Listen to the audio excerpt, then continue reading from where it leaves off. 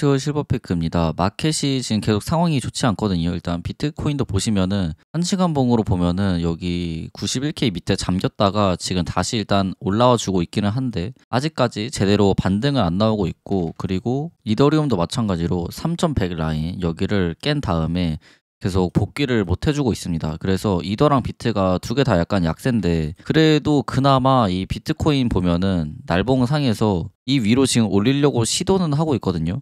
근데 만약에 이 위로 올리려고 하는 시도가 오늘 빅스룰이 발동이 되잖아요. 빅스룰이 발동이 돼서 80% 확률로 양전 마감한다라고 하면은 주봉상에서 봤을 때 이 장대 음봉 있죠. 이 장대 음봉에 리테스트 과정을 하지 않았거든요. 이 장대 음봉의 절반 되는 지점이 98K 정도가 되는데, 근데 여기를 아직 이거 찐하락 맞아? 라고 테스트를 안 하는 상황이에요. 그래서 만약에 반등이 좀 강하게 나오면은 98K 여기까지는 좀 올라갈 수 있을 걸로 보이는데, 근데 98K 이런 데까지 올라간다고 하더라도 10년물 금리라던가 달러의 하락 이런 게 이루어지지 않은 채로 그냥 98K 무작정 이렇게 기술적 반등으로 가면은 이거는 마지막 탈출 기회지, 여기서 더 이렇게 갈 거라고 생각하면 안 된다. 그래서 여전히 지금 시장을 바라볼 때 미국 10년물 금리가 좀 중요해 보이고, 이거랑 더해서 연준 FOMC가 목요일 새벽 4시에 있거든요. 이때 어떤 식으로 통화정책 기조를 말할지 이게 좀 중요해 보인다. 그래서 여기서 QE에 대한 힌트가 어느 정도 나와줘야 한다라고 보고 있고, 그게 아니면은 마켓은 지금 레벨이 보시면은 좀 안 좋은 게 QQQ 봐도 날봉 상에서 이거 51선 밑에 지금 봉 잠겼고, 스파이도 보면은 여기 51선 밑에 봉이 잠겨 있거든요. 근데 51선 밑에 봉이 잠긴 게 다시 QQQ로 돌아가서 보면은 꽤 됐어요. 51선 밑에 잠긴 게 이때네요. 이때 4월 관세빔 때 반등이 나오면서 한 번도 51선 밑에 마감이 안 됐었는데 지금 51선 밑에서 마감이 됐고, 이거는 거의 6달 만에 처음 있는 일입니다. 그래서 만약에 목요일 날 새벽에 통화 정책이 또 매파적으로 나온다라고 하면은 뭐 12월 달에 금리 동결하고 QE 아직이다 이런 식으로 말을 하면은 얘는 이거 채널 깨는 무빙이 나올 수가 있겠고, 자 그렇게 된다고 하면은 여기 575 라인까지 뺄 수가 있는 거. 근데 제가 예전에도 한번 설명을 해드렸는데 575에서 585 이 사이는 좀 강한 지지선이거든요. 그래서 이런 단계 오면은 저는 여기서 좀 주워볼 생각이고, 그거 아니면은 일단은 미국 10년물 금리 보면서 좀 트레이딩 할 것 같은데, 네, 미국 10년물 금리 다시 한번 살펴보면은 뭐 조금 떨어져 있기는 하지만 아직도 여전히 이 추세 위에 있다는 점. 그래서 얘는 지금 상방의 힘이 더 강하다라고 보아야 합니다. 그래서 지금은 계속 조심조심 트레이딩 해야 하고, 뭔가 확실해지기 전까지는 섣불리 방아쇠를 당기면 안 될 것 같습니다. 자, 일단 이 친구가 다시 여기 밑으로 이렇게 돌아오는 봉이 나오면은 그때는 좀 매수해볼 만한데, 그게 아니면은 아직까지는 약간 좀 뭐가 확실시 된 게 없다. 이거 좀 참고해 주시면 될 것 같고, 그래서 사실 오늘 내일까지는 봉을 좀 더 봐야 될 것 같거든요. 왜냐면 그래도 목요일 날 FOMC도 있고 하기 때문에 사람들이 좀 간을 볼 거란 말이에요. 이렇게 간을 볼 때 폭풍 하락이 있지는 않은데 보통, 그리고 보통 이렇게 간 볼 때 폭풍 하락이 있으면은 늘 기회였었고, 그래서 일단은 저는 계속 좀 관망하면서 시장을 좀 지켜보려고 하고, 그래서 오늘은 사실 차트 보는 게 막 그렇게 크게 주요 주식인 애들도 지지선을 다 깨고 내려왔고, 그래서 막 의미가 막 크게 있지는 않아서 오늘 일단 차트를 보기는 할 건데, 차트 보고 시간이 좀 남을 것 같으니까 그때 제가 맨날 옵션표 게시물 올려드리는 거 있잖아요. 정리해가지고. 그래서 그거 좀 보려고 합니다. 어떻게 보는 건지 설명을 드릴게요. 네, 먼저 비트코인 관련주 마스 먼저 보면은 이 친구 같은 경우에 제가 194에서 200 라인 여기 홀드하는 게 중요하다라고 어제 말씀을 드렸는데, 네, 일단은 이 사이에서 홀드를 하고 있기는 하거든요. 근데 여기서 이제 한 번만 음봉이 더 나오면은 얘는 이제 좀 많이 안 좋아지고, 그래서 이 친구도 어제랑 마찬가지로 어제는 200 깨면은 뭐 손절 이런 식으로 하면 됐는데, 오늘은 194 깨면 손절 이런 식으로 손익비 트레이딩을 한번 해볼 수 있는 자리고, 그리고 만약에 오늘 빅스룰로 마켓이 올라간다라고 하면은 비트코인 레벨이 그래도 나름 여기 반등을 하려고 이렇게 시도를 하고 있잖아요. 5일선에 이렇게 비비고 있잖아요. 그래서 이거 노리고 한번 로또를 해보는 것도 뭐 나쁘지는 않지만 근데 안정적이지는 않다, 뭐 이 정도 코멘트 드릴 수는 있을 것 같고, 얘가 만약에 올라간다라고 하면은 주봉상에서 121선 이런 거 그냥 뚫고 올랐기 때문에 보통 이런 데가 타겟으로 많이 작용하거든요. 1차 타겟으로 거기 라인이 대략 한 215 정도가 됩니다. 그래서 만약에 오늘 비트가 91K에서 기술적 반등을 한다라고 하면은 마스도 대략 한 215까지는 열려있지 않나 이렇게 보고 있어요. 그래서 여기도 한번 표시를 해드리겠습니다. 그리고 테슬라를 보면은 제가 짚어드렸던 라인이 424 여기였는데, 여기를 1시그마 상단 옵션으로 잡은 거였죠. 근데 여기를 치고 이렇게 내려왔어요.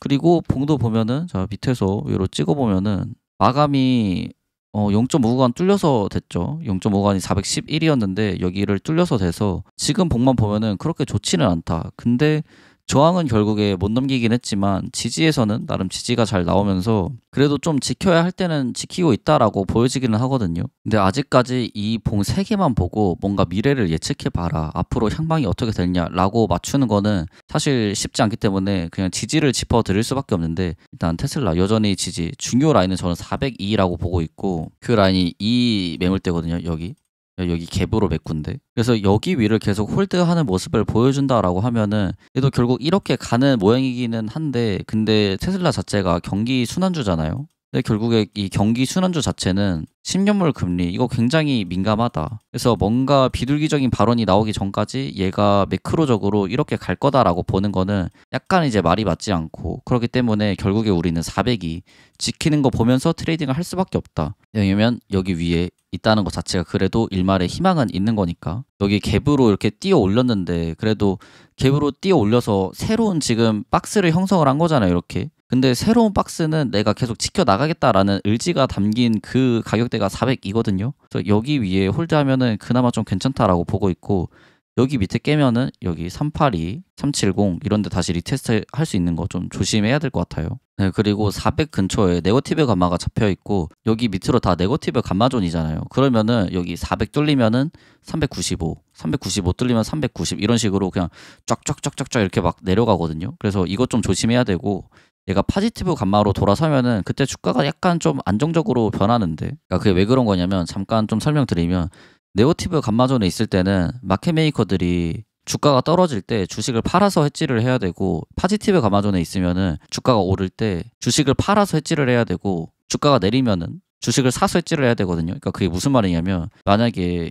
여기 이게 만약에 400이 지금 네거티브 감마가 있잖아요. 근데 이게 네거티브가 아니라 이렇게 파지티브다 라고 하면은 얘가 400 밑으로 떨어져요, 테슬라 주가가. 그러면 마켓 메이커들이 해지를 걸 때 주가가 밀리면은 계속 주식을 사줘야 돼요. 그래서 파지티브 감마가 껴있으면은 다시 이렇게 좀 위로 올라가려는 좀 성질이 있고, 그리고 위로 거칠게 올라가면은 다시 이렇게 밑으로 끌어당기는 성질이 있고, 그래서 주가에 좀 안정화가 되는 그런 성질이 있고, 근데 네거티브 감마가 되면은 이 밑으로 밀릴 때 그냥 팔아야 된다, 마켓 메이커들이. 그리고 얘를 이렇게 뚫고 올라간다, 얘가 만약에 390이었는데 400을 뚫고 올린다라고 하면은 주식을 사서 해지를 해야 되거든요. 그래서 주가가 좀 스퀴즈가 나오는 경향이 있습니다. 그래서 보통 제가 말씀드리는 게 파지티브에서 네거티브로 이게 바뀔 때 스퀴즈가 자주 나온다라고 말씀을 드리는 게 그 이유에서 말씀을 드리는 거예요. 그래서 아무튼 간에 400이 지지다 이렇게 봐주시면 되고, 차트상으로도 402가 지지니까 여기 홀드하면은 일단은 롱뷰로 보는 게 좀 맞지 않나 이렇게 보고 있습니다. 그리고 오늘 풋 홀더들 빠진 것도 좀 있더라고요. 네, 여기 415 풋 홀더 1200만 달러 들어온 건데 이거 오늘 나갔고,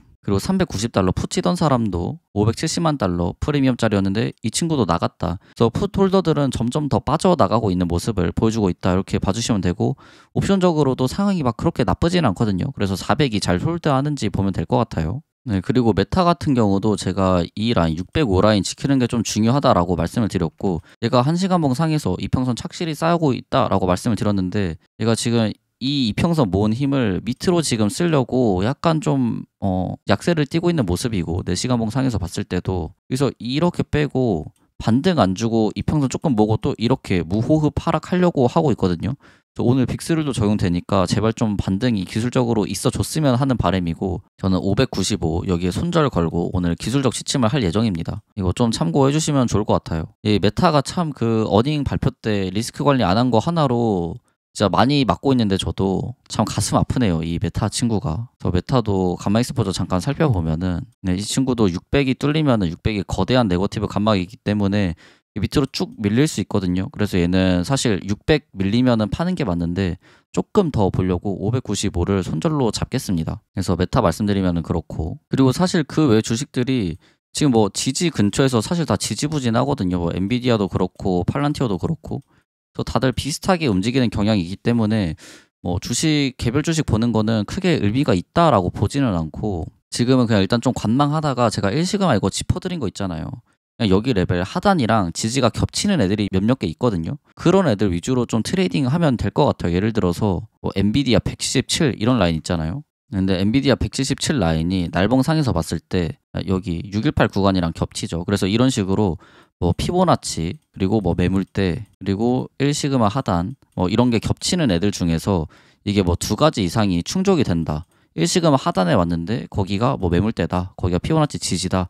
라고 하면은 그때 뭔가 손절 잡고 들어가 볼만 하고, 그거 아니면은 일단은 좀 관망주다. 그래서 지금 제가 그리는 좀 베스트 시나리오는 뭐냐면, 이제 저는 90%가 지금 단기로 현금을 들고 있잖아요. 그래서 이번 주에 목요일 FOMC 전까지 이제 시장이 좀 많이 하락을 하고, 그래서 1시그마 이하로 갑니다. 그 다음에 이 목요일 FOMC 잘 나오면서 이제 목금 반등하면서 1시그마에서 지지 근처에서 주은 애들 좀 이득 보고 그걸로 수익 실현하는 게 저 입장에서는 지금 베스트 시나리오로 보고 있고, 사실 그래주기를 좀 바라고 있거든요. 왜냐면 이 시나리오가 아니면은 상승할 시나리오가 보이지가 않아서. 그래서 일단 이렇게 장이 어지러울 때는 1시그마 하단 올 때까지 좀 느긋하게 기다리는 시간을 가지면 좋지 않을까라고 생각을 합니다. 네, 그러면은 일단 차트 얘기는 여기까지 하도록 하고 옵션 얘기를 좀 해드릴 건데, 일단 이 1시그마에 대한 거는 제가 게시물로 이렇게 설명을 길게 드렸기 때문에 이거 좀 읽어보시면 될 것 같고, 그리고 제가 맨날 언유절 블리시, 언유절 베어리시 이런 거 찝어드리는 거 있잖아요. 이제 이게 뭐냐면 콜 에스크라는 게 있고, 이거는 제가 언유절 블리시라고 부르죠.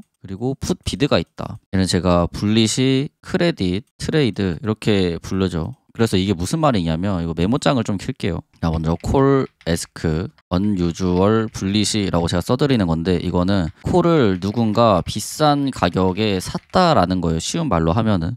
그러니까 뭐 엄연히 말하면은 매도 호가에 샀다 이거거든요. 근데 매도 호가에 샀다 이 말을 좀 주의 깊게 봐야 되는데, 여러분들이 물건을 살 때 진짜 급하게 사요. 예를 들어 비행기 안에서 물을 마시고 싶어요 라고 쳤을 때 비행기에 물이 없잖아요. 그러면은 물이 굉장히 밸류가 높겠죠. 그러면 파는 사람, 매도자죠. 이 사람은 비싸게 물을 팔 거예요. 이제 이게 매도 호가입니다. 그래서 콜 에스크를 샀다라고 하는 거는 상방을 보고 비싸게 업어온 옵션이다 이렇게 보시면 되고, 그래서 이것처럼 누군가가 뭐 구글 320 콜을 샀다, 만기가 2026년 2월 20일까지인 거, 그러면은 320 콜을 갈 거니까 비싸게 누군가가 이 옵션을 샀다라는 거고, 그리고 이 94일 이거는 이 만기까지 남은 시간, 그리고 OTM은 지금 가격으로부터 얼마나 떨어져 있냐 이거예요. 예를 들어 구글 종가가 285면은 285로부터 여기 12% 위에 뚫려 있다. 그래서 12% 정도 상승을 할 걸로 보고 샀다라고 보면 되고, 근데 엄밀하게 따지면 12%보다 더 간다는 옵션이거든요. 왜냐면 320불 콜을 살 때 콜옵션을 산 비용 있잖아요. 돈이 든단 말이에요, 결국에.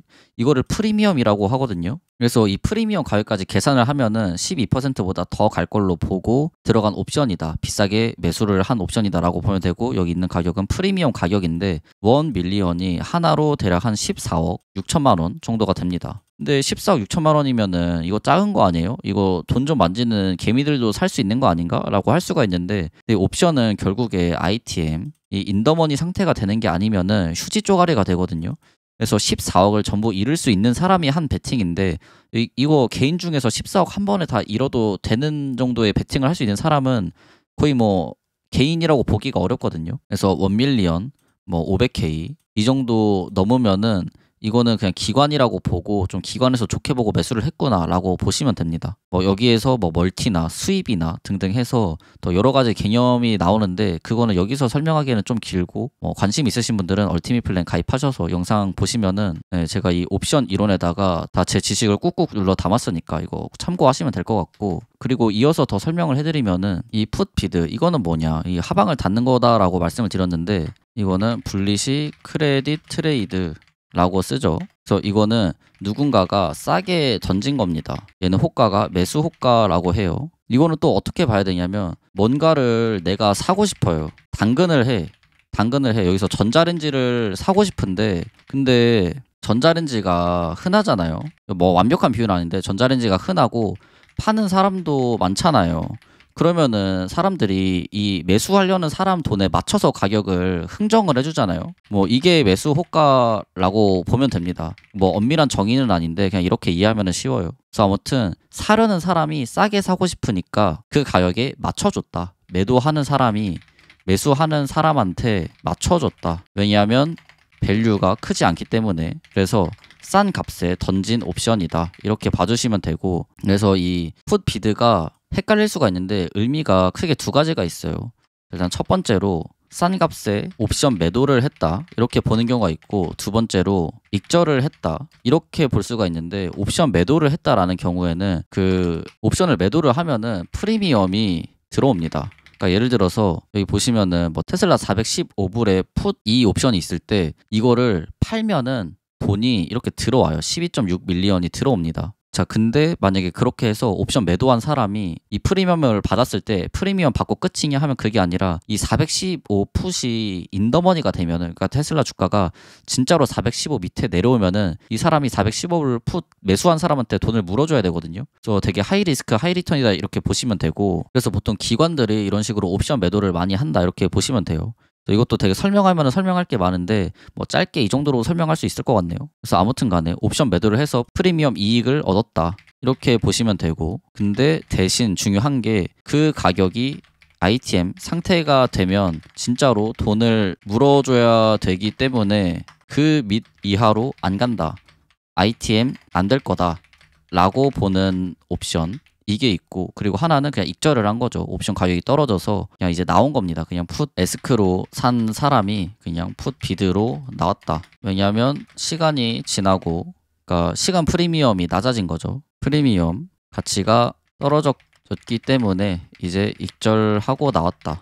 뭐 이렇게 보시면 됩니다. 완벽하게 맞는 건 아닌데 좀 간략하게 설명을 하면은 이렇게 볼 수 있을 것 같고, 그래서 아무튼 간에 이래도 모르겠다 하시면은 야, 이거 두 개 다 불리시 옵션이다. 이거 뭐 콜 들어왔다고 해서 불리시고 풋 들어왔다고 베어리시가 아니라 그냥 두 개 다 불리시 제가 올려드리는 거다라고 이제 보시면 됩니다. 이거 다 모르겠다 이러시면은 그렇게만 보셔도 돼요. 아무튼 간에 이 옵션 표 보는 방법까지 설명을 드렸고, 이번 시간 영상 여기서 마치도록 하겠습니다. 이런 옵션 관련된 개념을 조금 더 공부해보고 싶다 하면은 얼티밋 플랜 가입하셔서 보시는 걸 권장드리고 저는 이만 물러나도록 할게요. 그럼 다들 좋은 밤 되세요. 감사합니다.